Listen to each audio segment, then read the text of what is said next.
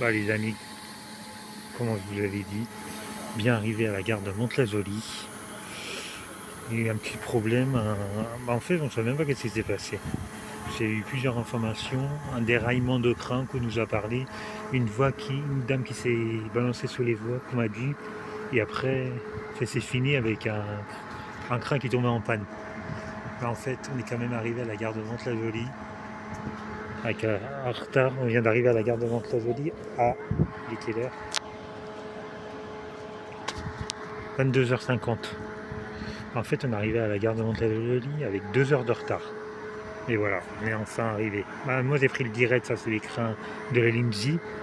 Et voilà, on est enfin arrivé à la gare de Mantes-la-Jolie.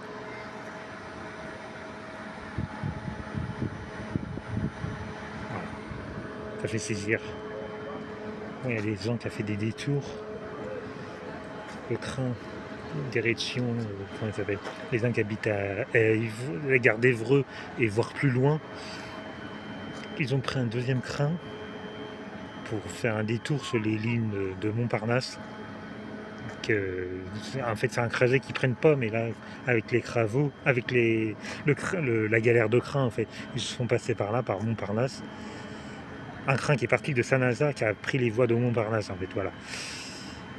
Et puis, moi, pas le choix, j'habite à Mantes-la-Jolie, alors j'étais obligé de prendre ce train-là.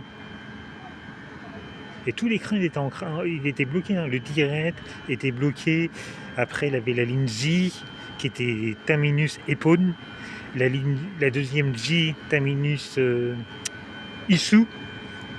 Après, il y avait l'Express 14 qui fait la défense Mantes-la-Jolie. Mais quand il y a des travaux, il y a un bus tous les 10 minutes. Mais là, il n'y avait pas de travaux, en fait. C'est un train qui est tombé en panne. Alors, voilà, c'est ce train-là que j'ai pris. Celui-là, il va à Mantes-la-Jolie. Moi, j'ai pris le train qui va dans l'autre sens. Mais voilà, vous voyez, ça y est, ça reprend à la normale. Ça y est, ça recule. Et qu'est-ce que je vais dire? Oui, voilà, j'avais pensé à prendre l'Express 14, mais quand il y a des travaux, c'est un bus tous les 10 minutes. Mais là c'est pas une question de travaux, c'est un accident, on va dire. Les lignes de bus de l'Express 14, ils n'avaient pas prévu cette histoire-là. Alors c'est resté un bus tous les demi-heures. C'est pour ça que j'ai pas été à la Défense. Je suis resté à Saint-Lazare. Voilà.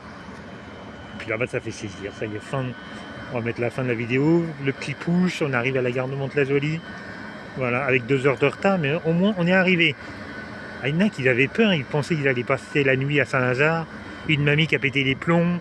Fait, mais moi je suis pas touriste, moi, il y a plein de gens avec sa valise, mais moi demain matin je travaille, ouais. Il s'est pris la tête avec le contrôleur, mais c'est pas la faute du contrôleur. C'est un accident. Ça peut arriver n'importe où. C'est la faute à part seule,